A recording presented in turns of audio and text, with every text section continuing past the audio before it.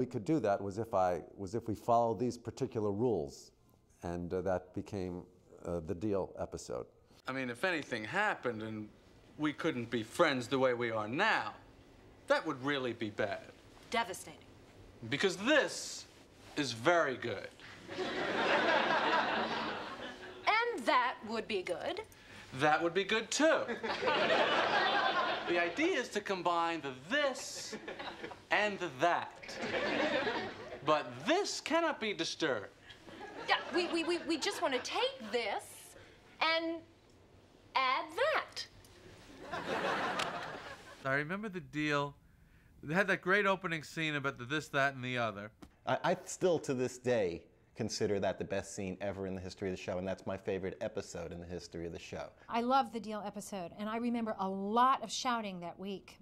Larry and Andy Scheinman got into a lot of yelling matches on the set about how to end that episode, and also about how to play the scene in which Jerry and I make the deal on the couch about what the rules are going to be about sleeping together and then remaining friends somehow. For example, now I call you whenever I'm inclined and vice versa. Right. But if we did that, we might feel a certain obligation to call. Well, why should that be? Oh, I have an idea. No calls the day after that. Beautiful. Let's make it a rule. All right, sir. I, during the week, was playing it very sexually. And, you know, it's funny because if you read that on the page, you can see that that would be a choice someone would make. By the way, a bad choice, but a choice. And there was a lot of sort of, I felt like Castle Rock pressure to make it all sexy and blah, blah, blah. But I didn't understand what Larry was talking about. He kept saying about it as it's not sexual at all. You gotta talk about it like it's a contract, like it's a business, like a, you know, and I didn't understand what he meant. I really didn't.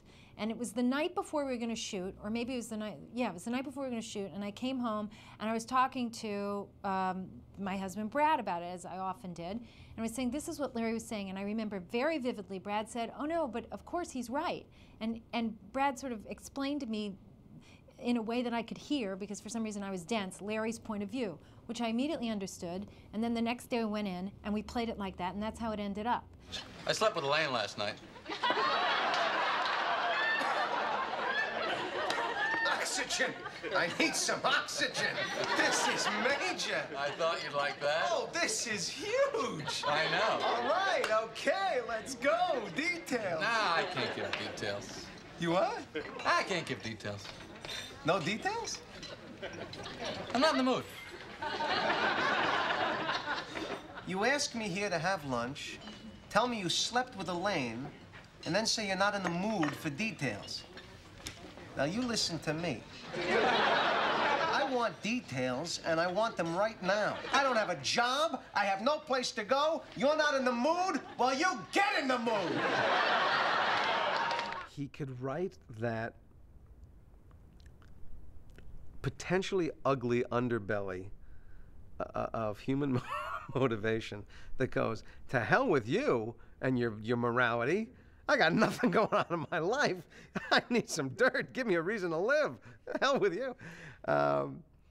He could not only write it, but he could write it funny.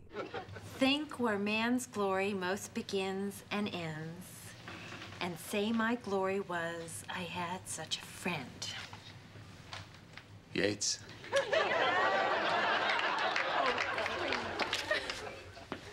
Yeah. Oh. Could you excuse us, please? Well, what? We're talking. Oh, the relationship. I do recall the Yates quote, and it's very apropos for the show, of course, overall. Think of where life begins and ends and say, my glory was I had such a friend. The motto, no hugging, no learning, of course, still applied to the show, but to be able to say something that was that tender was a great opportunity, and it was a cinch to do because it's a very moving 2 lines of material, so I had no problem with it. I loved it. That was probably the tenderest moment in the history of the series. And I remember feeling very out of my depth at that time. So, what are you guys gonna do today? This and that. And the other.